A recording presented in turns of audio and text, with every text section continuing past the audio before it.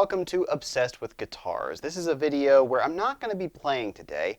Instead, I'm going to be talking about one of the biggest fallacies I feel like a lot of we guitar players make when we are starting out. At least when we get a lot of money to start buying a lot of gear. So I know I've made this mistake, and I think a lot of other people have too. So I'm going to try to help you not make the same mistake that I did. What I'm talking about today is budgeting for your gear. So what I have done in the past is say I have this amount of money, let's say I have $4,000 to spend on some gear. So I think, okay, well cool, I'm going to buy myself a $2,000 guitar and a $2,000 amplifier. And sadly that usually ends up with glorified paperweights without a lot of other little pieces that you need. So what I'm going to talk about today is the little stuff that you need to think about when you're starting out getting your dream gear. And I'll give you an example.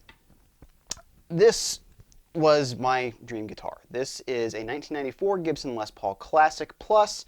I always wanted an amber colored Les Paul with a flame top and the old nickel covered pickups, and it's just an absolute dream guitar. The thing is, there were a lot of little ancillary things I needed to get along with it to make sure that it was what I wanted to play. Not only have I poured a lot of money into it, but there's a lot of stuff that I needed to make sure that I was actually able to play what I wanted. And then I spent a couple grand on a Mad Amp, which I've done a video about and you've seen in the past. But I'm going to talk about stuff that will add up to hundreds of dollars that you need to think about when you're starting to play guitar, or at the very least building up your dream rig. Number one, you need to think about your picks. Now this is my personal favorite, the 3mm Dunlop Big Stubby. I love these things. They are just phenomenal at sliding off the side of the string. There's a huge round edge right here, and it just means you can play really fast. And I think that this is the only pick I've ever played with where I actually like using the tip to pick. And it's a loud, aggressive kind of pick. Really fun. However, they are expensive. They are $5 for a pack of like maybe 4 or 5, at the most 7 in there. But really you got to think about your pick selection, and I would say that you want to pick up a lot of different kinds of picks to see which kind you like. I've had to go through a lot of picks over the years.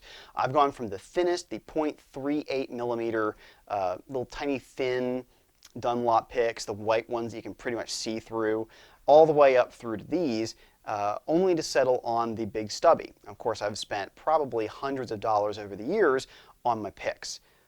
If you know which pick you like, great, fantastic, I'm happy for you. You can buy a couple packs at the beginning, but you're going to be spending, give yourself $10 to spend on picks. So yeah, it doesn't sound like we spent a lot of money so far, but don't worry, we're going to get there. The next thing you need to think about is your strap. So that strap I just showed you was $50.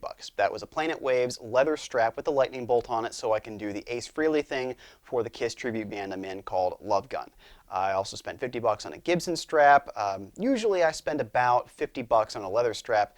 They're really hardy, they grip well on my shoulder. A lot of the guitars I have are neck heavy, so that's kind of important. So overall, I've spent probably about $200 on straps alone. And then I have a couple of the nylon $10 straps that you can get just kind of as backups. But if you're going to get a strap for life, you're going to probably be spending about $50 bare minimum. If you want to get one of those really nice, expensive Levi's or Taylor straps that are stitched and embroidered, you're going to be spending over $100 probably. I don't have a need for those. I'm happy with just a black, big, wide, fat strap. The next thing you need to think about are tools. And the first most important thing you can have in your toolkit is a string winder and string clipper. Now that's a Planet Waves string winder, string clipper that you just saw.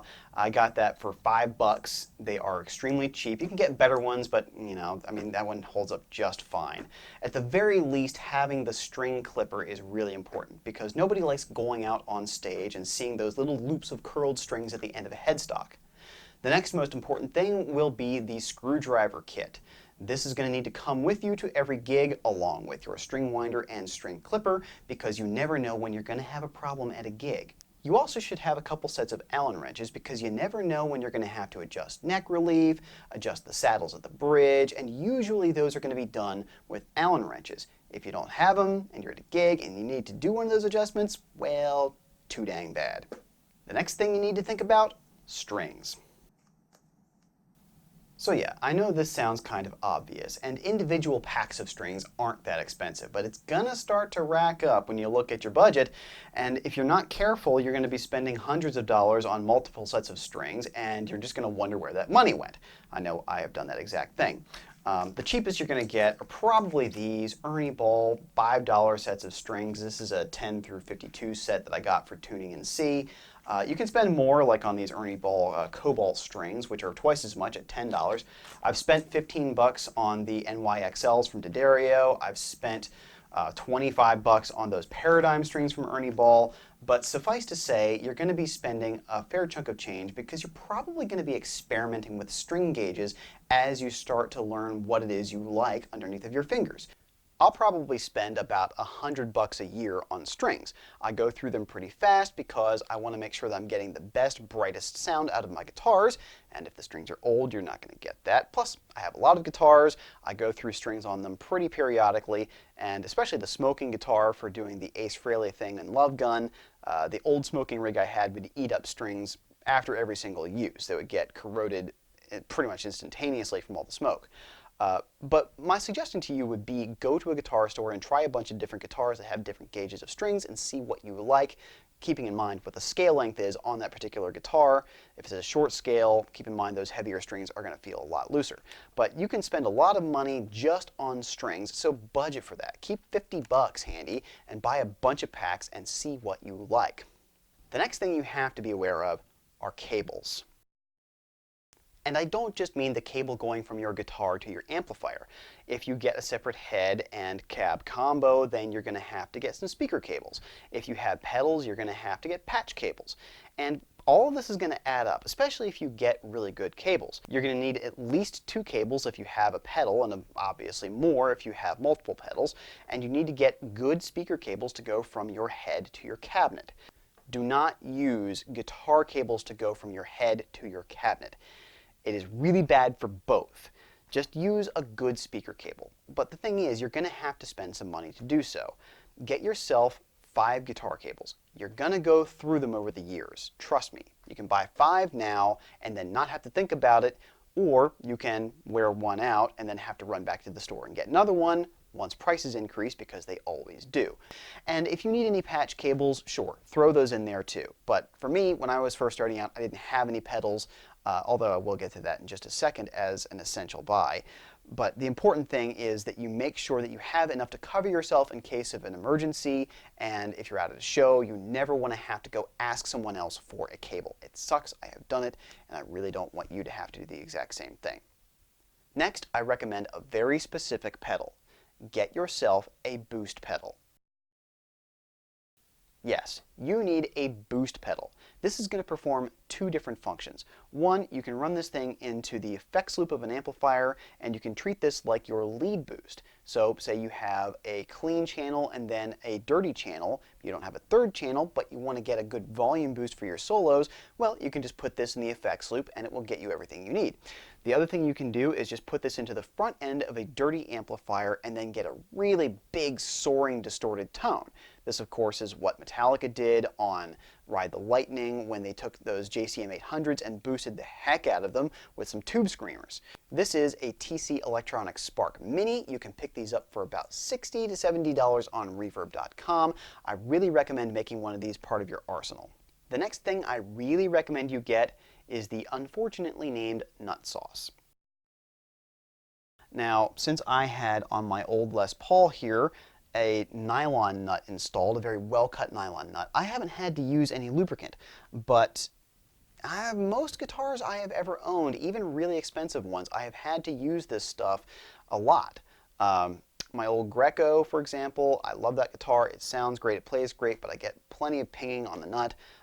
My old Electra that has a brass nut. Brass nuts are great. Over the years, supposedly, they actually create a lot of dust in the slots that acts as a lubricant. but I still get some pinging on that guitar. This has come in really, really handy, and I recommend that you get yourself a tube of this. You can get this stuff for as little as 10 bucks, and it really makes a world of difference. If your guitar won't stay in tune, there's really no point in playing it. Next up, budget for batteries. Something in your rig probably uses batteries, most likely 9 volts. Go to Sam's Club and spend 20 bucks on that big old pack of 9-volt batteries. They're going to keep for a very long time and you won't have to worry about it. Now you might think, well, I run my pedal board off of wall power. Well, fantastic for you, but I've been at plenty of venues where there isn't a close-by plug for my pedal board and I've had to run my pedals off of battery power. Which actually brings us up to the next thing that you need to invest in. Please, get yourself some good extension cords. You are going to need extension cords, and get heavy-duty extension cords. Just spring for them and it's absolutely worth it. Get long ones, get one of those big long orange ones. I like black because it doesn't show up on the floor very easily. Because if you're going to be playing a lot of shows, you're going to go to a lot of bars and a lot of small venues, you may not have plug power that's really easily accessible. Or they may have the good plug that you need to plug into. Or maybe they've got old awful wiring and they can't put the entire load of your rig on one outlet. You're going to have to be plugged in over here and over there. You're just going to get yourself into a lot of trouble if you don't have a lot of extension cords with you. And yes, that includes power strips. And of course there are plenty of other things you could spend money on. A lot of people say strap locks are essential. I say if your strap buttons are big enough, you don't really need them. I've gone with strap locks because I have to do a lot of strap changes in the middle of a show. If I have a remote unit plugged into one guitar and I want to plug it into the next one and I have a roadie, they would need to be able to just easily unplug it and plug it back in. So I just put the strap locks on there to make it easy. You don't have to have strap locks, but if you want to throw it in there in the budget, fine. That's another 30 bucks for a set of Schaller strap locks. So the lesson here is don't be like what I was like when I was first buying all of my dream gear. Budget out for the small stuff first and then know how much you have left for the big stuff. And that way you're going to be a lot happier, your gigs are going to go a lot smoother, and trust me, it's worth going in that direction.